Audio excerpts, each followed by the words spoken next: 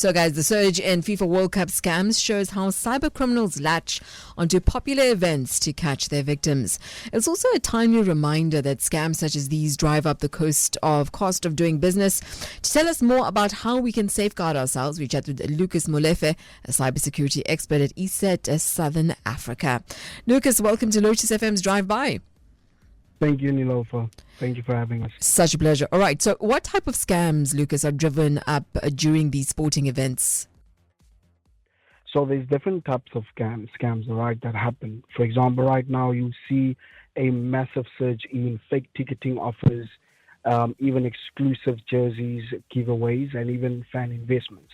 Not only that, you see that they will be sending like spam emails as well. So all of these are most likely the things that we'll use, and the way they would use it would be using social media ads, sometimes even copycat the actual websites to trick people to actually try and action something on their website instead of the authentic website or the right website.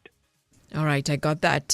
So what steps can be taken to prevent falling victim to these scams?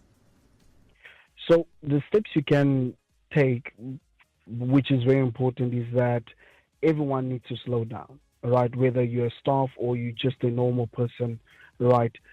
Stop or slow down and take a breather just to make sure that if anything is too good to be true, it actually is too good to be true, because most of the time this is what they use, right? Urgency as well, which is most favorite tool that they actually use, okay?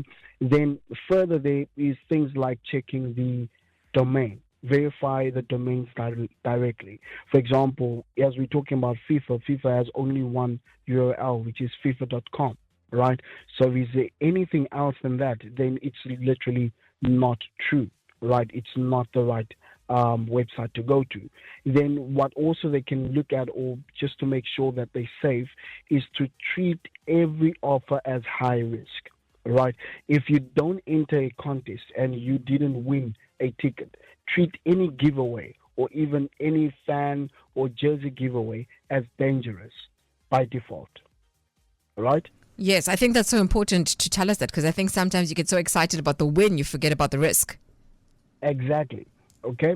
And what is also very important on the same note is making sure that in every account that we use on our daily basis, just make sure you have multi-factor authentication, which is to help you secure yourself on every account. Because sometimes, let's face it, not everyone can remember passwords, and not everyone can afford a password manager to keep passwords, and not everyone has access to a password manager, even if they can afford it.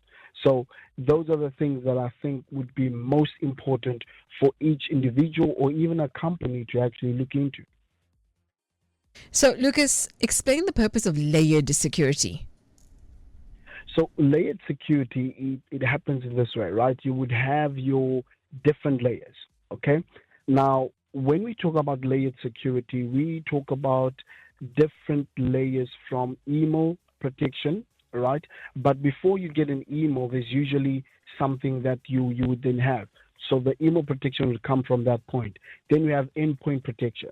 Now, endpoint protection is where your actual device or the actual hardware has a software installed. That automatically makes it a layered protection, right? Now, on top of that, you can also implement what we call zero trust policies, which is a security framework that will assume that no one is actually automatically trusted, which is another layer of protection, because this is now policy based. Okay, so we're talking about the email, and then we talk about the policies, and we talk about the endpoint protection, which brings us to the layered protection as well. Not only that, adding VPNs and multi-factor authentication just adds to the layers that you have to make sure that you are protected at the end of the day. Thank you so much, Lucas. I think this conversation was so important and prevalent at the moment. So thank you for keeping us safe and joining us. We wish you all the very best. Thank you so much, Nilova. Take care. You too. Bye-bye. Bye. So that was cybersecurity expert Lucas Molefe about the rise in online scams during the 2026 FIFA World Cup.